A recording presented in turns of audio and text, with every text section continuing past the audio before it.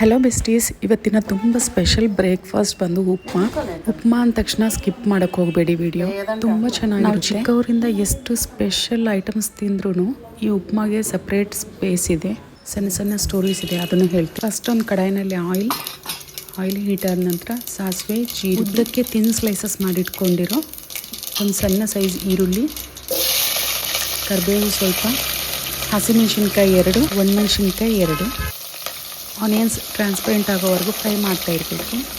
ಇವತ್ತು ನಮ್ಮ ಅಮ್ಮನ ಕೈಯಿಂದ ಮಾಡಿಸ್ತಿದ್ದೀನಿ. ನನ್ನ ಮಗಳು ಚೈಲ್ಡ್ಹುಡ್ನಲ್ಲಿ ಊರಿಗೆ ಹೋಗಿದ್ದಾಗ ಆಂಧ್ರ ಪಿಕಲ್ಸ್ ಎಲ್ಲ ಚೆನ್ನಾಗಿರುತ್ತಲ್ಲ, ನಮಗೆ ಉಪ್ಮಾ ತಿನ್ಬೇಕನ್ನಿಸ್ತು. ಒಂದು ಸತಿ ಮಾಡಿಕೊಟ್ಟಿದ್ದಾರೆ.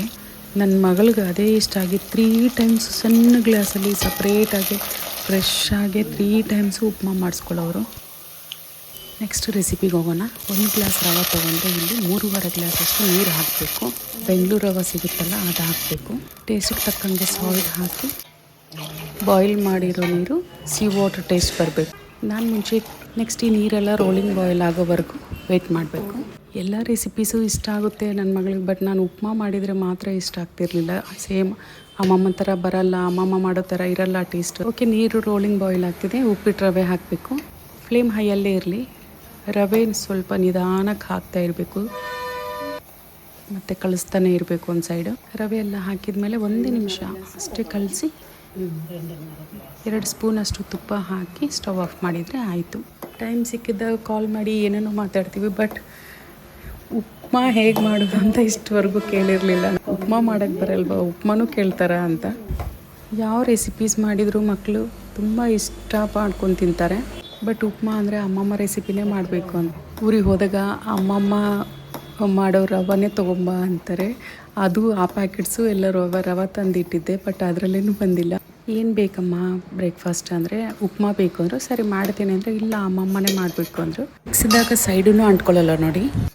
ಸರಿ, ಆ ಉಪ್ಮಾ ಕತೆ ಏನು ನೋಡೋಣ ಅಂತ ನಮ್ಮ ಅಮ್ಮನಿಗೆ ಮಾಡೋಕ್ಕೆ ಹೇಳಿದರೆ, ಇವಾಗ ಮಾಡಿರು ನಾನು ಮಾಡಿರೋ ತಪ್ಪೆಲ್ಲ ಗೊತ್ತಾಯ್ತು. ಈಗ ನನ್ನ ತಪ್ಪೇನೆಂದರೆ ರೆಗ್ಯುಲರಾಗಿ ಉಪ್ಮಾ ಮಾಡುವಾಗ 1 ಗ್ಲಾಸ್ ರವೆಗೆ 1.5 ಅಷ್ಟು ಮಾತ್ರ ನೀರು ಹಾಕ್ತೀನಿ, ಅಥವಾ 2 ಹಾಕ್ತೀನಿ ಅಷ್ಟೇ. ಇಲ್ಲಿ ಸೀಕ್ರೆಟ್ ಏನಂದರೆ 1 ಗ್ಲಾಸ್ ರವೆಗೆ 3.5 to 4 ಗ್ಲಾಸಸ್ ಆಫ್ ವಾಟರ್ ಹಾಕ್ತಾರೆ.